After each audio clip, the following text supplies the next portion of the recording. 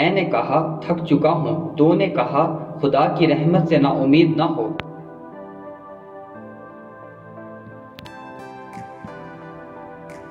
میں نے کہا تو بہت بڑا ہے اور تیری قربت مجھ نہایت چھوٹے کے لیے بہت ہی دور ہے، میں اس وقت تک کیا کروں؟ تو نے کہا تم وہی کرو جو میں کہتا ہوں اور صبر کرو تاکہ خدا خود ہی حکم جاری کر دے۔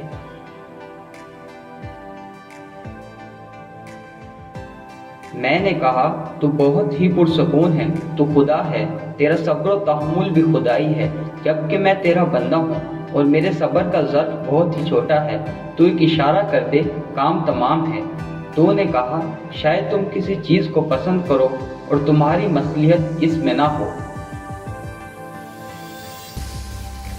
میں نے کہا کب تک صبر کرنا پڑے گا مجھے؟ تو نے کہا تم کیا جانو، شاید وعدے کا وقت قریب ہی ہو۔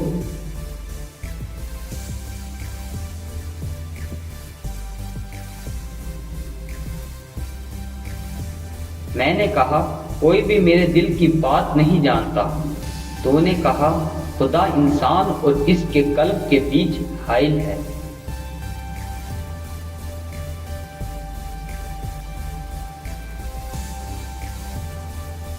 میں نے کہا لیکن لگتا ہے تو مجھے بھول ہی گیا ہے۔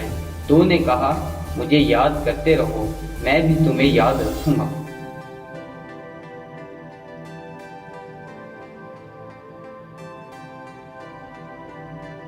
میں نے کہا میں تیرا کمزور اور ذلیل بندہ ہوں، تو کیوں کر مجھے اس حال میں چھوڑ سکتا ہے؟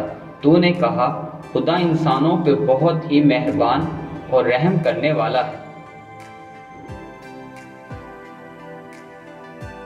میں نے کہا غلام ہے تیرے اے مالک، لیکن اس بار گویا تو نے کہا کہ خیال رکھنا، بعض لوگ صرف زبان سے خدا کی بندگی کرتے ہیں، اگر انہیں کوئی خیر پہنچے تو امن و سکون محسوس کرتے ہیں، اگر آزمائش میں مبتلا کیے جائیں تو روح گردان ہو جاتے ہیں۔ میں نے کہا تیرے سوا میرا کوئی نہیں۔ تو نے کہا ہم گردنوں کی رگوں سے بھی انسان کے قریب تر ہیں۔